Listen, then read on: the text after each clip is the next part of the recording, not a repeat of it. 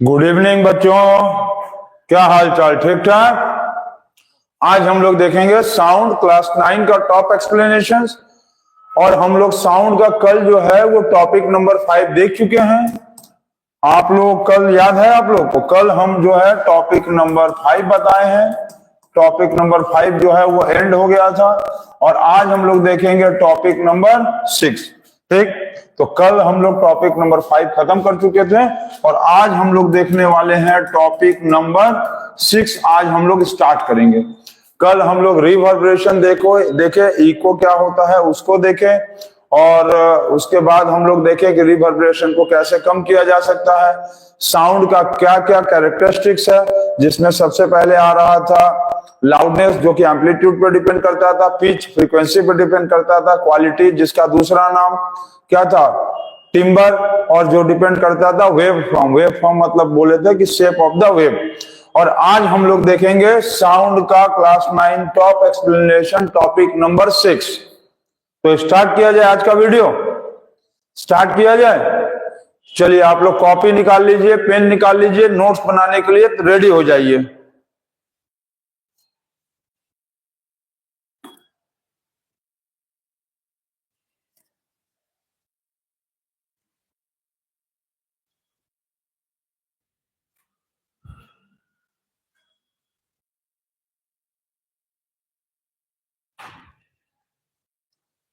हो गया? रेडी कर लिए? चलिए स्टार्ट किया जाए हम लोग।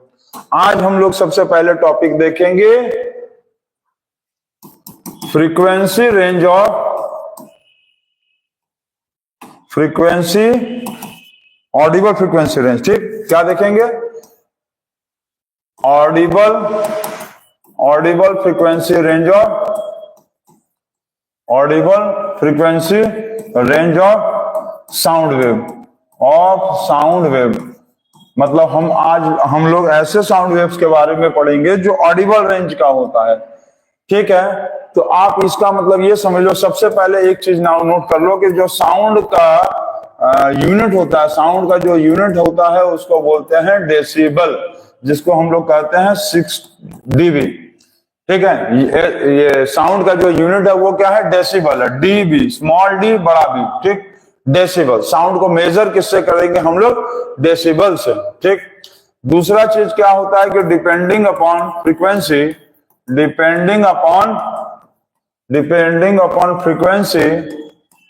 Sound waves are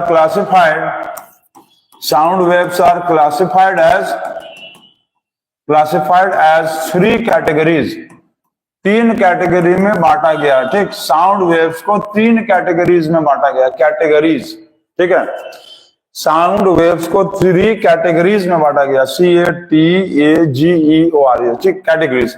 sound wave को 3 कैटेगरीज में बांटा गया है। किस पे? कौन से बेसिस पे? फ्रीक्वेंसी के बेसिस पे। मतलब कि किसी भी चीज का जैसे देखो, कुछ साउंड वेव होता है जो जिसका फ्रीक्वेंसी बहुत ज्यादा होता है, कुछ साउंड वेव होता है जिसका फ्रीक्वेंसी कम होता है। जैसे कि ये मान लो साउंड वेव है, इसका फ्रीक्वेंसी क्या है? बहुत हाई है, इसका फ्रीक्वेंसी हाई है। कुछ साउंड वेव होता है जिसका फ्रीक्वेंसी जो है बहुत स्लो होता है, मतलब बहुत कम वेव बनाया। फ्रीक्वेंसी का मतलब कितना वेव बना रहा है। कुछ साउंड वेव्स होता है जिसका फ्रीक्वेंसी बहुत ज्यादा, जो बहुत हाई हुआ। ठीक है, फ्रीक्वेंसी का मतलब होता है number of waves made in 1 second. Frequency का मतलब क्या है? नंबर ऑफ साउंड वेव्स या कोई भी वेव्स। ठीक है, number of sound waves made in 1 second. कोई भी साउंड वेव्स 1 सेकंड में कितना साउंड वेव बनता है उसको कहेंगे फ्रीक्वेंसी। मतलब समझे, वो 1 सेकंड 1 सेकंड में कितना साउंड वेव प्रोड्यूस होता है, उसी चीज को कहते हैं हम लोग फ्रीक्वेंसी। क्लियर है? क्लियर? ठीक है, वेरी गुड। अब यहां पर हम लोग देखेंगे तो फ्रीक्वेंसी पे डिपेंडेंट जो है वो 3 तरह का साउंड वेव्स होता है। पहला होता है अल्ट्रासाउंड वेव। ठीक है, अल्ट्रासाउंड वेव्स। दूसरा होता है इंफ्रासाउंड वेव्स। ठीक, थर्ड होता है Audible sound wave. Audible sound waves. तो ये तीन वेव्स होता है किस पे? Dependent upon frequency. फ्रीक्वेंसी पर डिपेंड होते हुए तीन तरह का वेव साउंड वेव्स होता है। पहला अल्ट्रा साउंड वेव्स, दूसरा इंफ्रा साउंड वेव्स और तीसरा होता है ऑडिबल साउंड वेव। इतना नोट करो पहले आप लोग।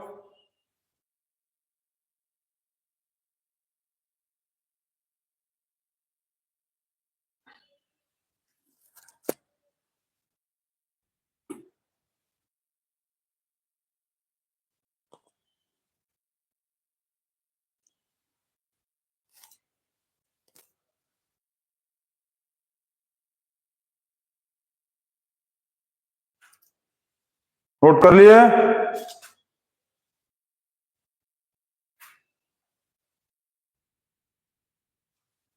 अच्छा, अब इतना नोट कर लिए तो अब देखो इतना नोट हो गया। अब हम लोग देखेंगे अल्ट्रासाउंड वेव्स। अल्ट्रासाउंड वेव्स का मतलब होता है कि कोई भी ऐसा साउंड वेव, ठीक है, any sound wave whose frequency, ठीक, क्या लिखेंगे? Any sound wave whose frequency, any sound wave whose frequency is more than 20,000 hertz. 20,000 हर्ज जिसको कहेंगे 20 किलो हर्ज। 20 kilo hertz. अच्छा, ये आपको पता है कि 1 किलो हर्ज में कितना होगा? किसी भी चीज का किलो होगा तो कितना होगा? 1000, ठीक। याद है ना? फ्रीक्वेंसी का यूनिट क्या होता है? यहां लिख लो, फ्रीक्वेंसी का जो यूनिट है वो क्या होता है? हर्ज होता है, HZ। फ्रीक्वेंसी का यूनिट हर्ज होता है और उसी का बड़ा यूनिट होता है किलो हर्ज। फ्रीक्वेंसी का यूनिट होता है हर्ज, जिसको बोलते हैं बड़ा यूनिट में किलो हर्ज, HERTZ, ठीक। फ्रीक्वेंसी का यूनिट हर्ज होता है, हर्ज, HERTZ। क्लियर है ना? फ्रीक्वेंसी का यूनिट हर्ज, HERTZ, हर्ज। अब यहां पर दिया है कि कोई भी ऐसा साउंड वेव जिसका फ्रीक्वेंसी, 20,000 हर्ज या 20 किलो हर्ज से ज्यादा होगा। क्लियर है? समझ गया? कोई भी ऐसा साउंड वेव जो 1 सेकंड में 20,000 किलो हर्ज से ज्यादा का फ्रीक्वेंसी प्रोड्यूस कर देगा उसको कहेंगे अल्ट्रा साउंड वेव। अब दिया हुआ है कि कोई भी sound, any sound waves whose frequency, any sound wave whose frequency is less than 20 हर्ज। कोई भी ऐसा साउंड वेव जिसका फ्रीक्वेंसी 20 हर्ज से भी कम हो। समझे? कोई भी ऐसा साउंड वेव जिसका फ्रीक्वेंसी 20 हर्ज से भी ज्यादा कम हो। अब अल्ट्रा साउंड वेव्स का मतलब होगा ऐसे ऐसे ऐसे करके गया और ये क्या होगा? 20,000 हर्ज से क्या होगा? 20,000 हर्ज से मोर होगा। यहां पर क्या हुआ कि कोई भी चीज जा रहा है इससे करके जा रहा, तो इसका मतलब क्या होगा? बहुत धीमा जा रहा, बहुत धीमा फ्रीक्वेंसी, तो लेस देन 20 हर्ज से कम होगा। उस तरह के साउंड वेव्स को क्या कहेंगे? उस तरह के साउंड वेव्स को हम लोग कहेंगे इंफ्रासाउंड वेव, ठीक है। अब विजिबल और ऑडिबल रेंज वाला को क्या कैसे क्या कहेंगे? ऑडिबल रेंज का मतलब होता है कोई भी ऐसा any sound wave whose frequency is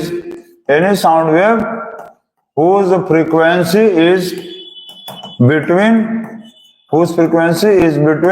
20 हर्ज to 20,000 हर्ज।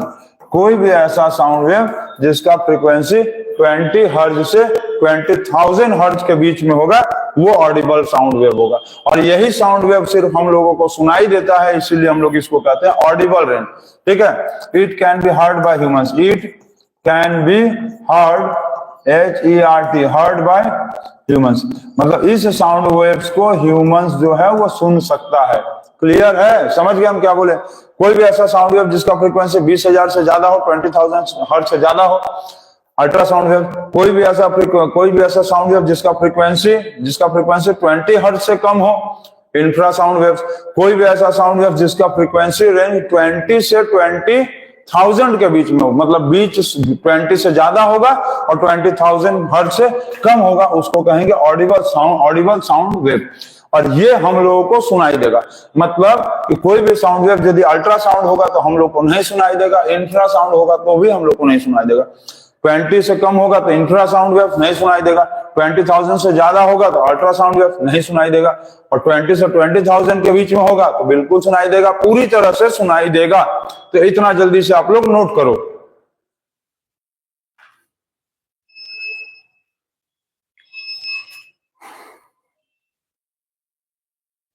हो गया, नोट कर लिया? चलो very good, very very good. अच्छा ये बताओ कि अल्ट्रासाउंड अब क्या होता है? अल्ट्रासाउंड को हम लोगों को पढ़ना है। तो अल्ट्रासाउंड अभी हम क्या बोले? अल्ट्रासाउंड क्या है? एक ऐसा साउंड वेव है, it is a sound wave, it is a sound wave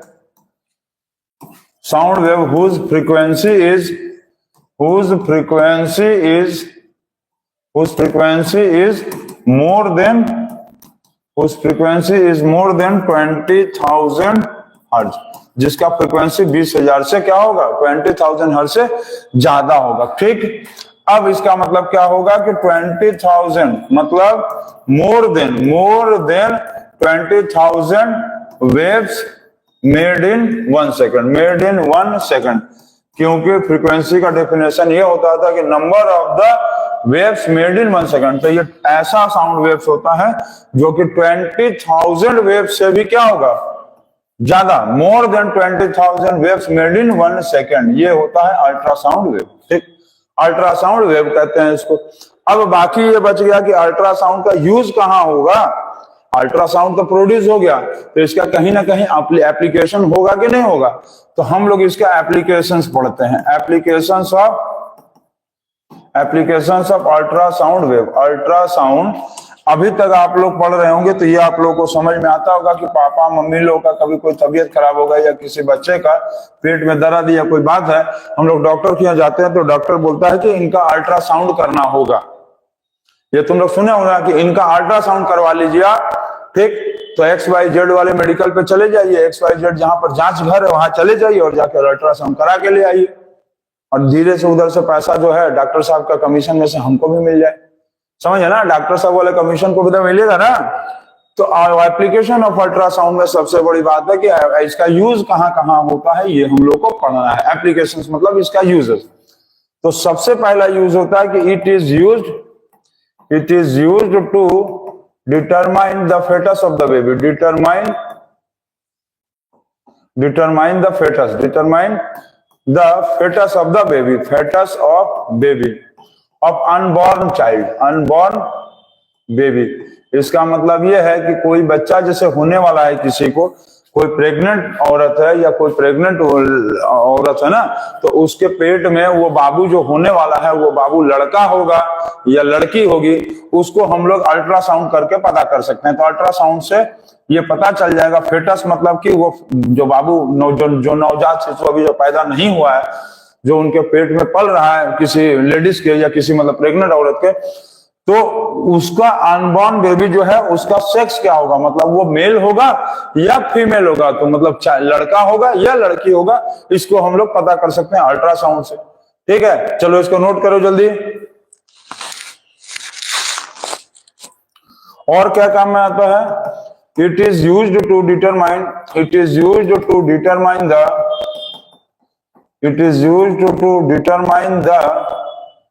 investigation of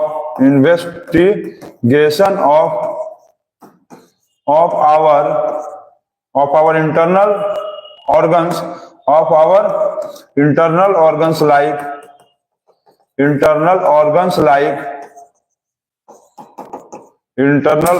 like थोड़ा सा प्रीव्यू करके छोटा कर दें। Internal organs like kidney,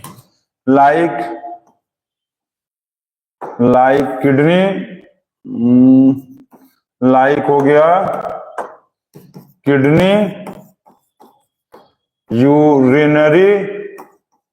urinary bladder, liver, pancreas, ETC। ठीक है, इसको नोट करो, हम समझा रहे हैं, नोट करो।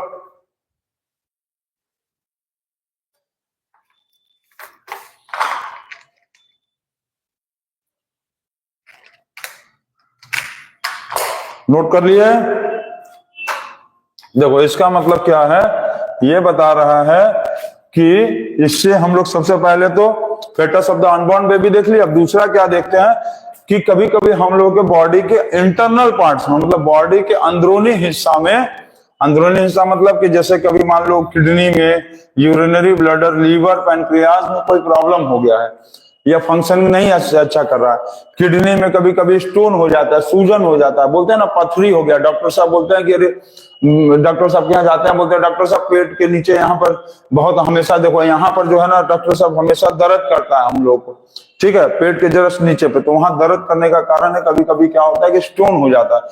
तो वो स्टोन का एग्जैक्ट लोकेशन क्या है, स्टोन कहाँ है, स्टोन कितना बड़ा है, स्टोन है भी या नहीं है, लीवर में क्या प्रॉब्लम है, तो ये सारी चीजों को करने के लिए कभी कभी हम लोग को अल्ट्रासाउंड करना पड़ता है, क्योंकि पेट के अंदर मुंडी डाल के झांकेंगे नहीं ना कि भाई कहाँ आपको प्रॉब्लम है, तो हम लोग शरीर को बाहर से ही जांच कर लेते हैं अल्ट्रासाउंड से और पता कर लेते हैं कि बॉडी के कौन से हिस्से में क्या क्या प्रॉब्लम हो रहा है या स्टोन कितना बड़ा हो गया। ठीक, ये हो गया। तीसरा जो होता है वो किस काम में आता है ultrasound, it is used to determine the cracks of the bridges and flyovers, जैसे कभी कभी या रेलवे ट्रैक्स ले लो, ब्रिजेस ले लो, रेलवे ट्रैक्स। तो हम लोग क्या करते हैं कि अल्ट्रासाउंड का और एक यूज करते हैं कि कभी कभी क्या होता है बड़ा बड़ा ब्रिज, जैसे कि कलकत्ता का ब्रिज है या बॉम्बे का बड़ा बड़ा ब्रिज जो है, और रेलवे ट्रैक्स में कहीं पर कोई टूट गया, कोई ऐसा क्रैक आ गया है, तो उस क्रैक को क्या करेंगे, पूरा वहां तक जाएंगे चलकर, पूरे ब्रिज का एक एक पार्ट खोलेंगे नहीं, रेलवे ट्रैक्स में दौड़ेंगे कि देखेंगे कि किस कोने में टूटा है क्या है, नहीं। तो हम लोग क्या करते हैं कि ब्रिजेस पे और रेलवे ट्रैक्स पे अल्ट्रासाउंड पास करते हैं, और अल्ट्रासाउंड पास करने के बाद जहां से टूटा रहेगा, जहां से क्रैक किया रहेगा, वहां से एक इमेज बनकर आता है, मैसेज बनकर आता है in the form of signal, ठीक है। वहां से क्रैक से वो एक सिग्नल भेजता है या सिग्नल टाइप का इलेक्ट्रिकल इंपल्सेस के फॉर्म में सिग्नल बनकर वापस आता है, और पता चलता है कि क्रैक किस हिस्से में है, और हम लोग उसी हिस्से को सही कर देते हैं फिर, और पूरे ब्रिज में दौड़ने की जरूरत नहीं पड़ता है। ठीक, और अल्ट्रासाउंड काम कैसे करता है अभी इसके बाद हम बताते हैं, पहले इतना नोट करो।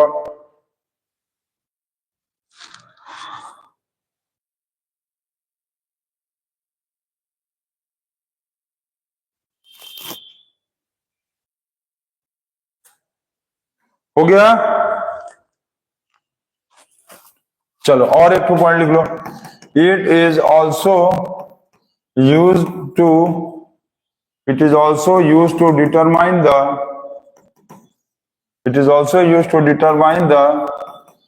heartbeat actions. It is also used to determine the heartbeat actions, ठीक है, heartbeat actions by इकोकार्डियोग्राफी। अब इकोकार्डियोग्राफी क्या है, तो इकोकार्डियोग्राफी जो है एक ऐसा प्रोसेस है जिससे हम लोग ये चेक करते हैं कि हम लोग के हार्ट के किसी हिस्से में, या हार्ट में 4 चेंबर होता है, ये आपको पता होना चाहिए कि ह्यूमन हार्ट में 4 चेंबर होता है, 4 चेंबर बना होता है। और ये इस इकोकार्डियोग्राफी का मतलब क्या होता है कि हम लोग क्या करते हैं कि हार्ट का अल्ट्रासाउंड कराते हैं, और हार्ट का अल्ट्रासाउंड कराने से हम लोग को ये पता चलता है कि हार्ट के कौन से चेंबर में या हार्ट के कौन से हिस्से में ब्लड पंप अच्छे से नहीं कर रहा है, और उसी हिस्से को हम लोग ऑपरेट करेंगे या उसी हिस्से का इलाज कराएंगे। ठीक है, डॉक्टर उसी हिस्से का इलाज करेगा। तो इकोकार्डियोग्राफी, जब हार्ट का हम लोग अल्ट्रासाउंड कराएंगे तो उसको कहेंगे हम लोग इकोकार्डियोग्राफी। ठीक है, मतलब हार्ट का समझिए ना, हार्ट का हम लोग यदि अल्ट्रासाउंड कराएंगे, हार्ट का अल्ट्रासाउंड कराएंगे, तो हार्ट के अल्ट्रासाउंड को क्या कहेंगे, हार्ट के अल्ट्रासाउंड को कहेंगे हम लोग इकोकार्डियोग्राफी। हार्ट का अल्ट्रासाउंड कॉल्ड एज इकोकार्डियो, इकोकार्डियोग्राफी। ठीक है, इकोकार्डियोग्राफी, इससे हम लोग के हार्ट का एक्शंस का पता चल जाता है। तो ये सारे पॉइंट्स है जिसको आपको नोट करना है, और इसको आप नोट कर सकते हैं। अच्छा, और एक पॉइंट लिख लें, एक पॉइंट और लिख सकते हैं यहाँ पर, तो हम लोग चलो 5th नंबर पॉइंट बता देते हैं। 5th पॉइंट में लिख सकते हैं, it is also used to detect the cracks in the underground water pipes or pipelines, in underground water pipelines और पेट्रोल डीजल पाइपलाइंस। ठीक है, पेट्रोल डीजल पाइपलाइंस, डीजल मान लो या पेट्रोल पाइपलाइंस। ठीक, डीजल और पेट्रोल पाइपलाइंस। अब इसका मतलब क्या है कि हम लोग जैसे कि वाटर पाइपलाइंस होता है, शहर के चारों तरफ जो है पाइपलाइंस बिछा रहता है पानी का, जिससे क्या होता है कि वाटर नगर पालिका की तरफ से जो पानी सप्लाई होता है घर घर तक पहुंच जाता है। इसी तरह से बड़े बड़े क्या होता है पाइपलाइंस बिछे होते हैं पेट्रोल डीजल के, जो एक कंट्री से दूसरे कंट्री में भी जाता है। मतलब इंडिया में समझ लो कि कुवैत, इराक, ईरान से पाइपलाइन से इंडिया में तेल चला आता है। समझे, इंडिया में कुछ तेल जो होता है ना ईरान और इराक से पाइपलाइन के थ्रू आता है, अंडरग्राउंड, अंदर ही अंदर। इसका मतलब क्या है कि उस पाइपलाइंस में यदि कहीं पर डैमेज होगा, कोई प्रॉब्लम होगा, कोई क्रैक होगा, तो उसको हम लोग कहां से ले आएंगे? तो हम लोग क्या करेंगे, उस क्रैक को पता करने के लिए उस पाइप में घुसने और गड्ढा खोलने की जरूरत नहीं है।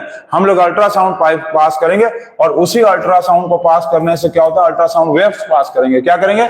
अल्ट्रासाउंड वेव्स पास करेंगे और उसी अल्ट्रासाउंड के वेव्स को पास करने पे हम लोगों को वो क्रैक्स जो है वाटर पाइपलाइंस और डीजल और पेट्रोल पाइपलाइंस में पता चल जाता है और उसी जगह का हम लोग सही कर देंगे, ताकि पूरे जगह हम लोग को दौड़ने की जरूरत ना पड़े। क्लियर है? तो ये 5 पॉइंट आपका हो गया एप्लीकेशंस ऑफ अल्ट्रासाउंड। इसको नोट करिए। अब अल्ट्रासाउंड काम कैसे करता है, वर्किंग ऑफ अल्ट्रासाउंड क्या होता है, ये आपको हम बताते हैं। इसको नोट करिए आप।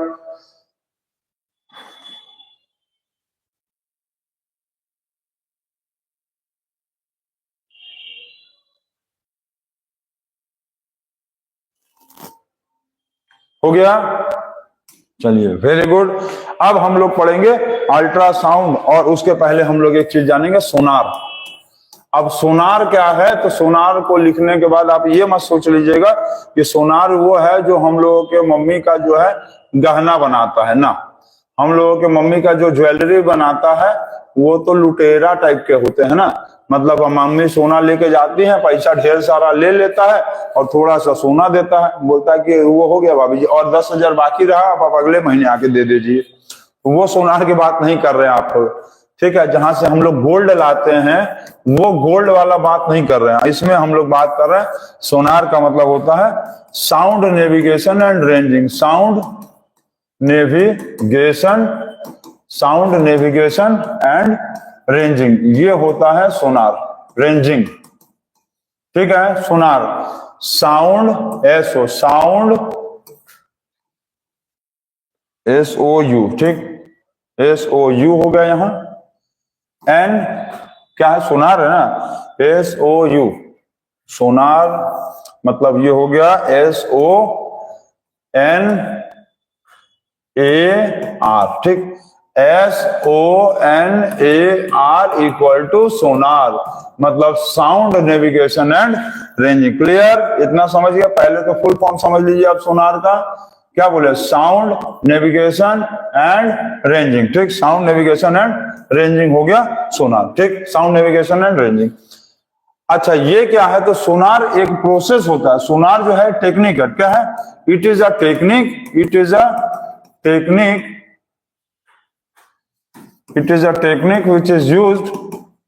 which is used by the navigation department, by the navigation ships, मतलब जो पानी वाले जहाज होते हैं, ठीक है, पानी वाले जहाज, navigation ships, to detect the underground obstacles, to detect the underground obstacles, मतलब पानी में, समुद्र में जब कोई पानी का जहाज चलता है तो उस पानी के जहाज में समुद्र में अंदर कुछ हो सकता है जिससे वो टकरा सकता है। तो तो उसी ऑब्स्टेकल से बचने के लिए हम लोग क्या करते हैं, सोनार का यूज करते हैं। ये एक टेक्निक होता है जिसमें क्या होता है कि साउंड नेविगेशन शिप्स क्या होता है यूज करके जो अपने अंडरग्राउंड वाटर का जो ऑब्स्टेकल्स है, जो रुकावट है, जो प्रॉब्लम आएगा अंडरग्राउंड वाटर में, मतलब कोई चीज से टकराने से बच सकता है। ये किस पे बेस्ड होता है, तो it is based on the principle, it is based on the application of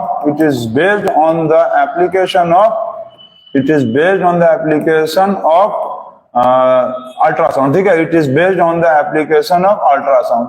ये किस पे बेस्ड होता है, तो ये अल्ट्रासाउंड के एप्लीकेशन पे बेस्ड होता है। ठीक है, ये किस पे बेस्ड है, ये अल्ट्रासाउंड के एप्लीकेशन पे बेस्ड है, अल्ट्रासाउंड के एप्लीकेशन पे ये बेस्ड होता है।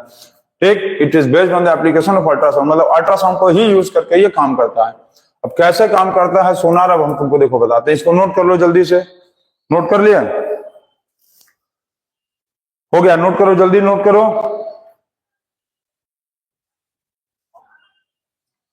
अब इसमें देखो सोनार का जो है ना, सोनार क्या है कि सोनार apparatus has, सोनार apparatus मतलब इंस्ट्रूमेंट, सोनार apparatus के मतलब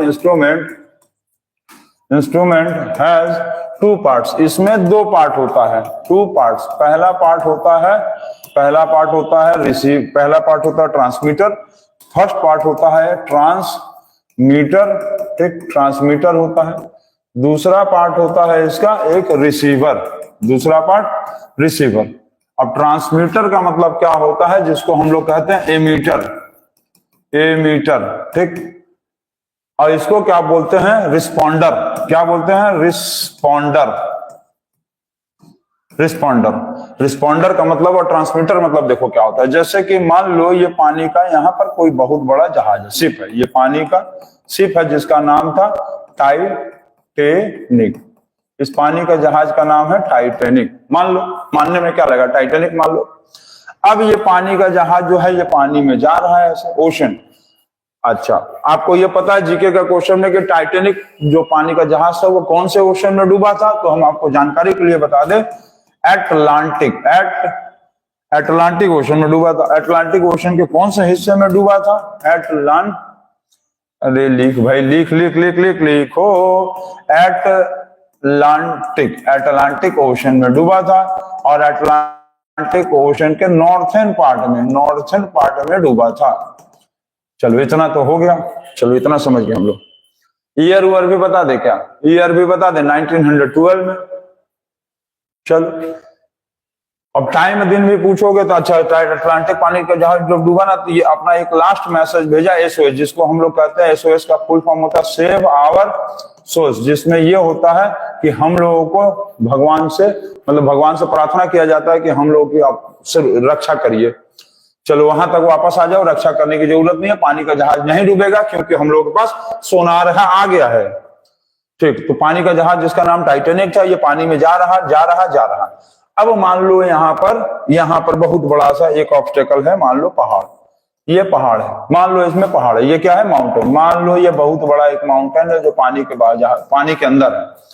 अब सोनार क्या करता है, तो सोनार इसमें फिट है, ये मान लो इस पे सोनार लगा है, इस पानी के जहाज में सोनार लगा है।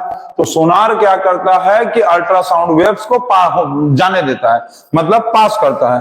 तो सोनार क्या करेगा कि अल्ट्रासाउंड वेव्स को पास करेगा। ठीक, तो ये क्या किया कि सोनार अल्ट्रासाउंड वेव्स को ऐसे पास किया, तो ये क्या कर रहा है, अल्ट्रासाउंड वेव्स को क्या करेगा, अल्ट्रासाउंड वेव को सबसे पहले ये एमिट किया मतलब ट्रांसमिट किया मतलब ये पास होने दिया। चलो ये अल्ट्रासाउंड आया, अल्ट्रासाउंड वेव्स आया और पहाड़ पे टकरा गया। अब पहाड़ पे जब टकराया मतलब ओशन पे टकराया, तो क्या हुआ कि उसको यहाँ पर रिफ्लेक्ट हुआ। अब यहाँ से जो है ये वापस गया रिफ्लेक्ट। अब क्या हुआ, इस पे रिफ्लेक्ट करेगा कि नहीं करेगा, तो अल्ट्रासाउंड वेव क्या किया, अब यहाँ पर गया, सबसे पहले टकराया, और टकराने के बाद यहाँ पर क्या हुआ, रिफ्लेक्ट किया। तो जो रिफ्लेक्ट करता है ना, रिफ्लेक्ट करेगा, ट्रांसमिट किससे किया गया, ट्रांसमिट जो एमिट कर रहा है वो किससे कर रहा है, ट्रांसमीटर से। ट्रांसमीटर जिसको ट्रांसपॉन्डर बोलते हैं, क्या बोलते हैं, ट्रांसपॉन्डर भी बोलते हैं, इसको बोलते हैं ट्रांसपॉन्डर जो एमिट करता है, जो अल्ट्रासाउंड वेव को निकालता है। ठीक है, मतलब ट्रांसमीटर, एमिटर, ट्रांसपोंडर सेम चीज है। इसका मेन काम होता है एमिट्स द अल्ट्रासाउंड वेव छोड़ रहा है, ठीक, अल्ट्रासाउंड वेव छोड़ दिया, ये छोड़ दिया ना। अब ये तेजी से गया और माउंटेन से टकराकर रिफ्लेक्ट होकर वापस आया, तो इसको कौन रिसीव करेगा? इसको रिसीव करेगा रिसीवर, जिसका नाम है रिस्पॉन्डर। और यहां पर एक सोनार में इमेज बनेगा, इमेज क्या होगा? बनेगा, जिससे ये पता चल जाएगा कि हमारे जो मतलब पानी के जहाज के नीचे ओशन में कोई बहुत बड़ा माउंटेन या कोई बहुत बड़ा ब्लू व्हेल या कोई बहुत बड़ा ऑब्स्टेकल है, जिसके कारण पानी का जहाज टकरा सकता है। और इसी बेसिस पे ये सोनार काम करता है। समझ गया? दो पार्ट, सबसे पहला ट्रांसमीटर, एमिटर, रिस्पॉन्डर। ट्रांसपॉन्डर एक ही चीज है, और रिसीवर रिस्पॉन्डर जिसको कहते हैं कि मतलब जाएगा, ऑब्स्टेकल से टकराएगा, रिफ्लेक्ट होकर आएगा, रिसीवर उसको रिसीव कर लेगा और एक इमेज बनाएगा, और इससे इमेज बनेगा और इस इमेज में ये क्लियर हो जाएगा कि यहाँ पर कुछ ना कुछ माउंटेन या कोई ना कोई ऑब्स्टेकल या नहीं तो ब्लू व्हेल या जो भी शार्क है वो है, और उससे हम लोग को पानी को जहाज को बचाना है, इसलिए उसको मोड़ दो। और नहीं तो हम लोग को पानी के अंदर जाकर घुस के ये हटो भाई, हटो कुछ है नहीं ना, ऐसे तो कर नहीं सकते ओशन में ना। इसीलिए हम लोग सोनार को बड़े बड़े नेवल शिप में लगा देते हैं, पानी के बड़े बड़े जहाजों में ये लगा रहता है, ताकि ये पता चल जाए ऑब्स्टेकल्स, क्योंकि पानी का जहाज बहुत बड़ा होगा तो टकराने का भी डर रहता है, इसीलिए सोनार लगा रहता है। तो ये दो पार्ट वाला इसका, रिसीवर और ट्रांसमीटर, इसको नोट करिए आप।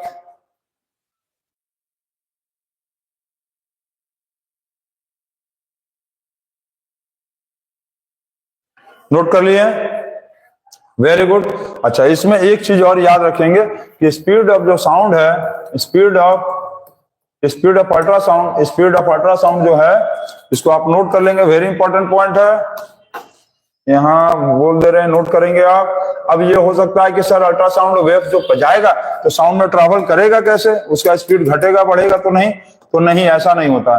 देखो, speed of ultrasound waves in water, speed of ultrasound waves in water is same. Speed of ultrasound in water is same. In water is same as the speed of sound in air. As the speed of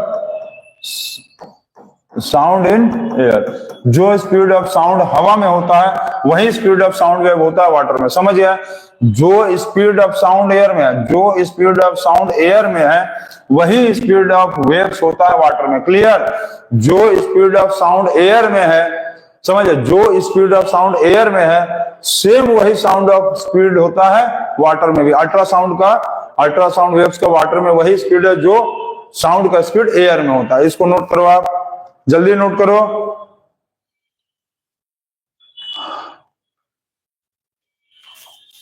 note कर लिए? चलो, कितना point हुआ था इसमें? देखो, नहीं, application of ultrasound में ना एक पॉइंट और लिखना आता है, बता दें। और देखो, एप्लीकेशन ऑफ साउंड वेव में ना और 5 पॉइंट लिखेगा ना, 6 पॉइंट और लिख लो कि बैट्स क्या करते हैं? Bats locate the position of prey. Bats जो चमगादड़ होता है, चमगादड़, ठीक है, bats locate the position of their prey by releasing the ultrasound waves, by releasing the ultrasound waves and then receiving it to locate the exact position of the prey, location of the prey। तो बहुत सारे ऐसे जानवर हैं, बहुत सारे ऐसे छोटे छोटे जानवर होते हैं जो अल्ट्रासाउंड वेव्स को निकालते हैं अपने शरीर से, ठीक है, लोकेशन ऑफ द प्रे। ठीक, तो बैट भी उसी जानवर में से एक है। बैट क्या करता है कि वो अपने बॉडी से अल्ट्रासाउंड वेव्स पास करता है, और जाकर अल्ट्रासाउंड वेव्स क्या होता है, अल्ट्रासाउंड वेव्स जाकर किसी ऑब्स्टेकल से टकराता है और प्रे से टकराता है, और एक इमेज बनाकर रिसीव करता है वो कि यहाँ पर कोई कीड़ा मकोड़ा बैठा है, फट से जाकर उसको पकड़ लो। समझ गए? बैट जो चमगादड़ होता है उसके शरीर से अल्ट्रासाउंड वेव्स निकलता है और वो अल्ट्रासाउंड वेव्स जाकर किसी प्रे से किसी चीज से टकराता है और वहां से वो रिसीव करता है, मतलब वापस भेजता है टकराने के बाद। तो बैट क्या करता है, रिसीव भी उसको करता है और वो exact location of the prey को पता कर लेता है कि कहां पर कीड़ा मकोड़ा है और उछल के हमको जाकर पकड़ के खा जाना है। तो बैट के अंदर दोनों चीज होता है। बैट के अंदर क्या होता है, ट्रांसमीटर भी लगा है और रिसीवर भी लगा है। इसको भगवान अपने आप दे दिए हैं कि ट्रांसमीटर रिसीवर तुम्हारे बॉडी में हम पहले से लगा दे रहे हैं, ठीक। अच्छा, इस पूरे प्रोसेस को हम लोग ट्रांसलोकेशन कहते हैं, ट्रांसलोकेशन। तो ट्रांसलोकेशन एक ऐसा प्रोसेस होता है जिससे कोई भी जानवर, छोटे मोटे एनिमल्स, क्या होता है कि अल्ट्रासाउंड वेव्स पास करता है, जाकर वो टकराता है, रिफ्लेक्ट करता है प्रे पे से और फिर वो उसको रिसीव कर लेता है ये जानवर, और उस पूरे प्रोसेस से वो पकड़ में आ जाता है कि वो जानवर जो है वो देख लेता है कि कहां पर उसके खाने लायक कीड़े मकोड़े बैठे हैं, उसको जाकर खा लेंगे। तो ये पूरा प्रोसेस है ट्रांसलोकेशन। ट्रांसलोकेशन भी किस पे बेस्ड है, it is based on ultrasound waves. It is based on ultrasound waves. Ultrasound waves के निकालने और रिसीव, मतलब ट्रांसमिट करने और रिसीव करने पे। अल्ट्रासाउंड वेव्स क्या, ट्रांसमिट करना, ट्रांसमिट प्लस रिसीव, समझे। T for transmit, R for receive. T for transmit, R for receive. T for transmit और R for receive. Clear, note करिए इसको।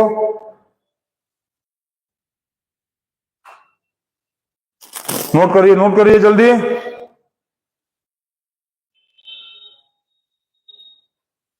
हो गया, एक मिनट, थोड़ा सा यहाँ मिस्टेक हो गया। आप बच्चों सबको चेक करेंगे, ट्रांसलोकेशन नहीं, इको लोकेशन होता है। इको लोकेशन है ये, echolocation, ECHO echolocation. Translocation तो वो होता है जिस प्रोसेस से प्लांट्स अपने फूड को प्रिपेयर करके पूरे बॉडी तक, मतलब प्लांट्स अपने फूड को, जो जैसे प्लांट्स में जो खाना बन जाता है ना, तो वो खाना क्या करता है, प्लांट्स में खाना कहाँ बनता है, प्लांट्स में खाना बनता है लीव्स में। और लीव्स क्या करता है, उस खाने को, प्रिपेयर्ड फूड को पूरे प्लांट के हर बॉडी पार्ट्स तक पहुंचा देता है, जैसे स्टेम तक, ब्रांचेस तक, रूट्स तक। उस प्रोसेस को बोलते हैं ट्रांसलोकेशन। समझिए, ट्रांसलोकेशन का मतलब जिस प्रोसेस से वो प्लांट जो अपना खाना बनता है लीव्स में, वो पूरे लीव्स से होते हुए, लीव्स में से लेके पूरे बॉडी के, मतलब प्लांट के हर बॉडी के पार्ट्स तक पहुंचा देगा, वो प्रोसेस होता है ट्रांसलोकेशन। ये है इको लोकेशन। क्लियर, इसको आप ध्यान रखेंगे। ये मिस्टेक हो गया था थोड़ा, दोनों में एक ही स्पेलिंग टाइप का है। इको लोकेशन बोलते हैं इसको, eco location. Clear, spelling check कर लिया जाए। इको, हाँ, इको का ECHO लोकेशन, इको लोकेशन।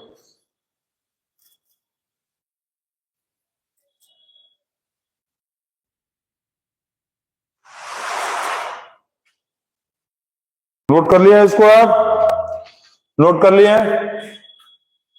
चलिए, इसके बाद अब टॉपिक और एक देखिए, इसको नोट, अच्छा इसको नोट कर लीजिए, जल्दी नोट नहीं किया, जल्दी नोट करो।